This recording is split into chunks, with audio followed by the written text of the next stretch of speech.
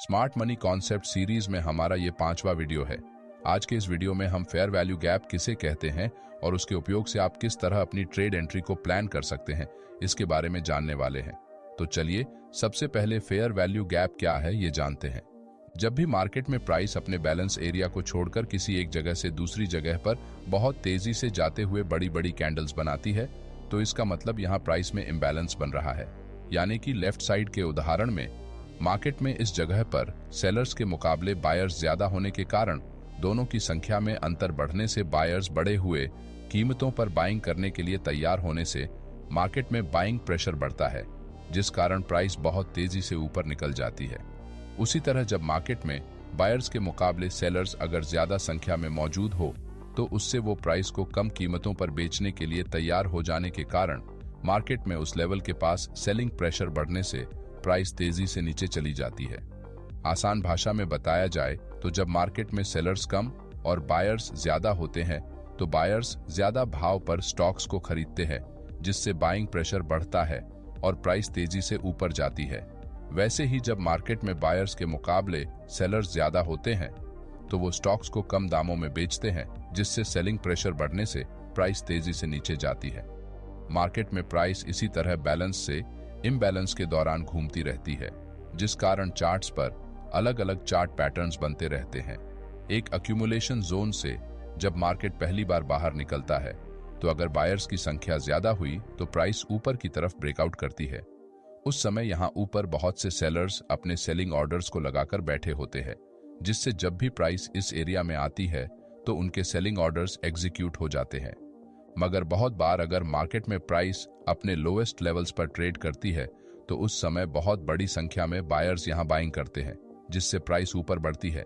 लेकिन अगर यहाँ जितने बायर बाइंग करना चाहते हैं उनके मुकाबले में सेलर्स की संख्या कम होती है, तो यहाँ पर जो सेलर्स पहले अपने सेलिंग ऑर्डर्स को नीचे लगाकर बैठे थे वो अब अपने सेलिंग ऑर्डर्स को ऊपर की तरफ शिफ्ट करते हैं, जिस कारण बायर्स को महंगे दामों में स्टॉक्स को खरीदना पड़ता है, जिससे प्राइस तेजी से ऊपर बढ़ती है।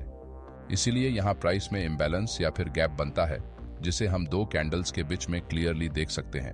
अब क्योंकि बायर्स ने मार्केट में प्राइस के फेयर वैल्यू यानी कि उचित दामों से ज्यादा भाव देकर उसे खरीदा है, इस वजह से हम इसे फेयर वैल्यू गैप कहते हैं। अब प्राइस इम्बैलेंस या फिर फेयर वैल्यू गैप को जानने के बाद इसे चार्ट्स पर किस तरह से ड्रॉ करना है ये सीखते हैं।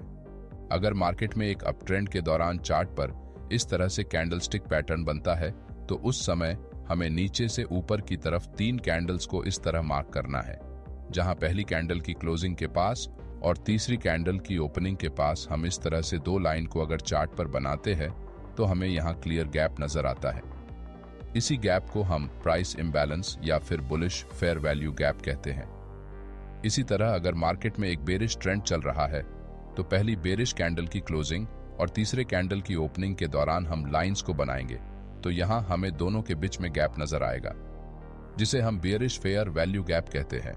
लेकिन अगर बुलिश प्राइस एक्शन में पहली कैंडल की क्लोजिंग नीचे है मगर उसकी कैंडल विक अगर क्लोजिंग से ऊपर है तो हम यहाँ कैंडल विक के ऊपरी पॉइंट से लाइन को बनाएंगे। उसी तरह तीसरी कैंडल की निचली विक से हम एक लाइन को बनाएंगे। अब अगर इन दोनों के बीच में गैप बनता है तो हम इसे वैलिड फेयर वैल्यू गैप कहेंगे। लेकिन जब भी मार्केट में प्राइस बैलेंस बनाकर बायर्स और सेलर्स को समान रूप से मार्केट में शामिल होने का मौका देते हुए 2 कैंडल्स के दौरान अगर कोई भी गैप नहीं बनाती तो यहाँ चार्ट पर कोई भी फेयर वैल्यू गैप मौजूद नहीं रहेगा। इसलिए इस तरह के प्राइस एक्शन को हम बैलेंस प्राइस एक्शन कहेंगे, क्योंकि यहाँ प्राइस में कोई भी इम्बैलेंस मौजूद नहीं है। साथ ही बहुत बार इस तरह से एक बड़ी बेरिश रेड कैंडल चार्ट पर बनने के बाद अगली कैंडल की ओपनिंग और क्लोजिंग अगर इस कैंडल के अंदर होती है और अगर कोई इनसाइड कैंडल चार्ट पर बनती है तो हमें यहाँ सबसे पहली वाली रेड कैंडल को नंबर 1 कहना पड़ेगा और इस तरह से कैंडल्स की नंबरिंग करनी पड़ेगी। अब यहाँ 1 नंबर कैंडल के हाईएस्ट पॉइंट और तीसरे कैंडल के लोएस्ट पॉइंट से लेकर अगर हम 2 लाइंस को ड्रॉ करते हैं तो यहाँ पर जो गैप बनेगा हम उसे फेयर वैल्यू गैप कहेंगे।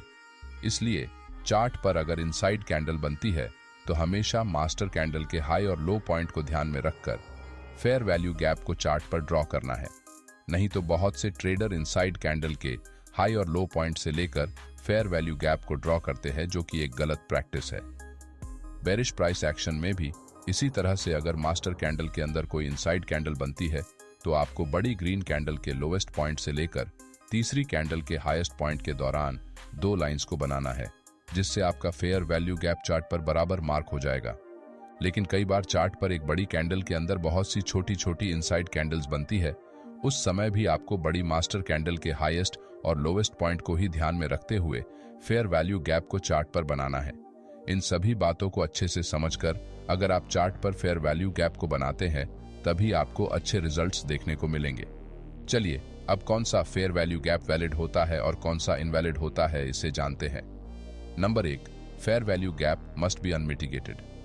जब भी प्राइस चार्ट पर फेयर वैल्यू गैप बनाती है तो मार्केट उस गैप को भरने के लिए एक बार उस गैप की दिशा में आने की कोशिश जरूर करता है और उस गैप को भरने के बाद फिर से अपना पुराना ट्रेंड कंटिन्यू करता है। इसका मतलब प्राइस इस गैप को सिर्फ एक बार के लिए ही इस्तेमाल करती है। इसलिए एक फेयर वैल्यू गैप तब तक वैलिड रहता है जब तक कि वो अनमिटिगेटेड है, यानी कि उसका कभी इस्तेमाल ही नहीं किया हो।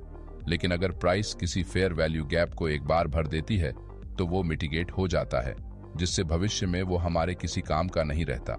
इसी वजह से एक फेयर वैल्यू गैप सिर्फ एक ही बार इस्तेमाल होता है और अगर वो मिटिगेट हो गया तो हम उसे आगे के लिए कंसिडर नहीं करते। Number 2, candle closing in fair value gap. Market में बहुत बार प्राइस किसी फेयर वैल्यू गैप एरिया में आकर उसे रिस्पेक्ट करे बगैर नीचे जाते हुए उसे ब्रेक कर देती है और कैंडल की क्लोजिंग फेयर वैल्यू गैप के बाहर हो जाती है।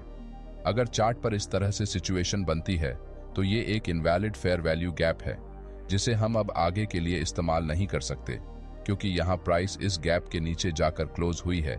इसलिए अब हम यहाँ हमारे प्रीवियस ट्रेंड की डायरेक्शन में ट्रेड एंट्री नहीं कर सकते हैं। लेकिन अगर प्राइस नीचे इस गैप एरिया में आते समय एक लॉन्ग लोअर विक बनाकर कैंडल की क्लोजिंग अगर इस एरिया के 50% के आसपास या फिर उसके ऊपर करती है तो हम इसे एक वैलिड फेयर वैल्यू गैप मान सकते हैं और यहाँ ट्रेंड की दिशा में ट्रेड एंट्री का प्लान बना सकते हैं, क्योंकि यहाँ प्राइस ने इस एरिया से नीचे जाते समय रेजिस्टेंस फेस किया है, जिस कारण ये एरिया अब भी प्राइस को रिवर्स कराने की क्षमता रखता है, क्योंकि मार्केट ने यहाँ इस कैंडल के लोअर विक के जरिए नीचे मौजूद लिक्विडिटी को स्वीप किया है, जिस वजह से प्राइस यहाँ से वापस अपने पुराने ट्रेंड की दिशा में ट्रेड करने के चांसेस बढ़ जाते हैं। Number 3, use 50% area for bigger candles. कभी मार्केट में प्राइस जब बहुत समय के लिए एक एक्यूमुलेशन जोन में ट्रेड करती रहती है तो इस समय होने वाले ब्रेकआउट्स बहुत स्ट्रांग होने के कारण चार्ट्स पर बड़ी बड़ी कैंडल्स बनने से फेयर वैल्यू गैप का एरिया भी बड़ा हो जाता है। ऐसे सिचुएशंस में आप प्राइस के इस एरिया के निचले हिस्से तक आने का इंतजार नहीं कर सकते, क्योंकि प्राइस बहुत बार फेयर वैल्यू गैप के स्टार्टिंग पॉइंट या फिर 50% एरिया से ही रिवर्स हो जाती है, जिस वजह से आप ट्रेड एंट्री करने से चूक जाते हैं।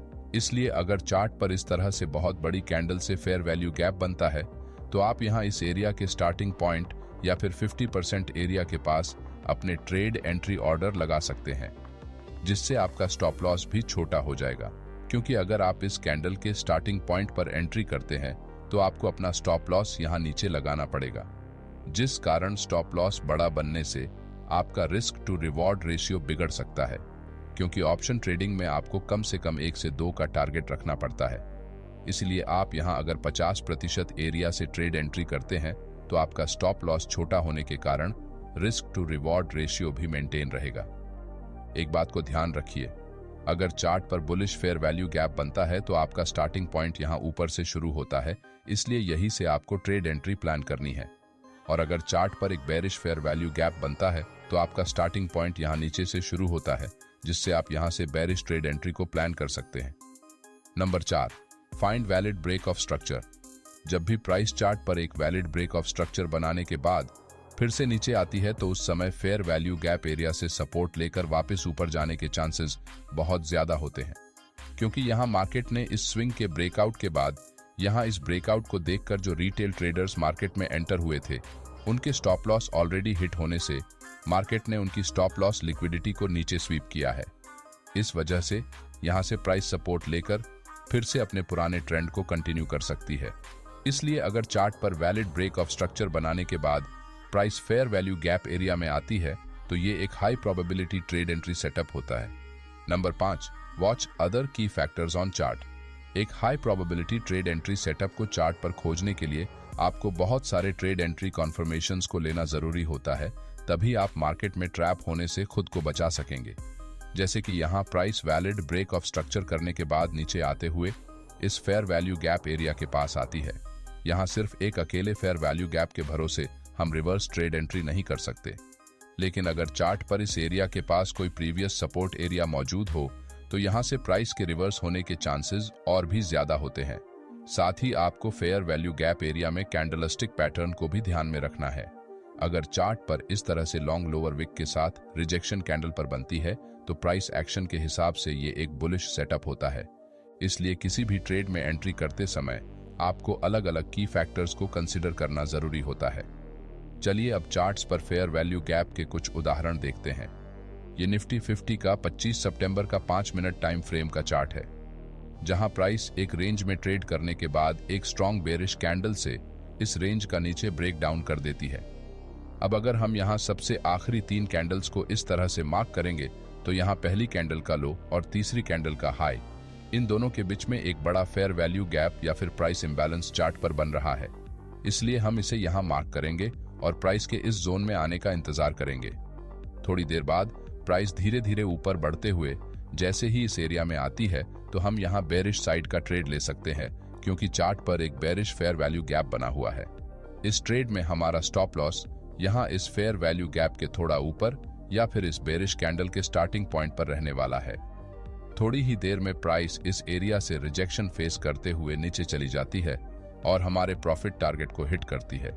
उसी दिन मार्केट नीचे से ऊपर आकर हमारे प्रीवियस स्विंग लो को ब्रेक करते हुए ऊपर क्लोज हो जाता है, जिससे यहाँ वैलिड चेंज ऑफ कैरेक्टर बनता है। अब प्राइस ने यहाँ ऊपर आते हुए कहीं पर क्या कोई फेयर वैल्यू गैप बनाया है, इसे हम चेक करेंगे। यहाँ से लेकर यहाँ तक चार्ट पर सिर्फ इस लेवल के पास एक ही valid fair value gap chart पर बना है, जो कि बहुत छोटा है। लेकिन बहुत से रिटेल ट्रेडर यहाँ इस बुलिश कैंडल के पास एक फेयर वैल्यू गैप को ड्रॉ करते हैं, जो कि सरासर गलत है, क्योंकि यहाँ इस बिग कैंडल के अंदर इन तीनों कैंडल की क्लोजिंग होने के कारण हम इन्हें इनसाइड कैंडल्स मानते हैं, जिस कारण अगर हम इस ग्रीन बुलिश कैंडल के हाई और इस कैंडल के लो एरिया को मार्क करने की कोशिश करेंगे तो यहाँ कोई भी फेयर वैल्यू गैप चार्ट पर मौजूद नहीं है, इसीलिए हम इसे आगे के लिए कंसिडर नहीं करेंगे। अब हमने जो यहाँ वैलिड फेयर वैल्यू गैप बनाया है, उसी एरिया के पास मार्केट में एक प्रीवियस रेजिस्टेंस जोन बना हुआ है, जहां से मार्केट नीचे गिरा था। अब ये रेजिस्टेंस एरिया हमारे लिए यहाँ सपोर्ट का काम कर सकता है। अब क्योंकि हमारा फेयर वैल्यू गैप छोटा है, इसलिए हम यहाँ लास्ट स्विंग के पास हमारे स्टॉप लॉस को लगाने वाले हैं। थोड़ी ही देर में मार्केट यहाँ इस तरह से प्राइस एक्शन बनाने के बाद हमारे फेयर वैल्यू गैप एरिया से सपोर्ट लेकर ऊपर निकल जाता है। अगर आप यहाँ नोटिस करेंगे तो इस रेड कैंडल की लोअर विक ने नीचे की लिक्विडिटी को स्वीप किया है और इस कैंडल की क्लोजिंग हमारे फेयर वैल्यू गैप एरिया में हुई है। इसका मतलब यहाँ ये एक वैलिड फेयर वैल्यू गैप बना था। इसलिए फेयर वैल्यू गैप के आधार पर ट्रेड एंट्री करने से पहले हमें मार्केट में चल रहे ट्रेंड और प्राइस एक्शन में बन रहे सपोर्ट एंड रेजिस्टेंस लेवल्स का भी इस्तेमाल ट्रेड में एंट्री करते समय करना चाहिए, जिससे आपकी ट्रेड एंट्री फेल होने के चांसेस कम से कम हो सके। अगले वीडियो में हम प्रीमियम और डिस्काउंट जोन्स में किस तरह से ट्रेड एंट्री करते हैं, इसके बारे में जानने वाले हैं।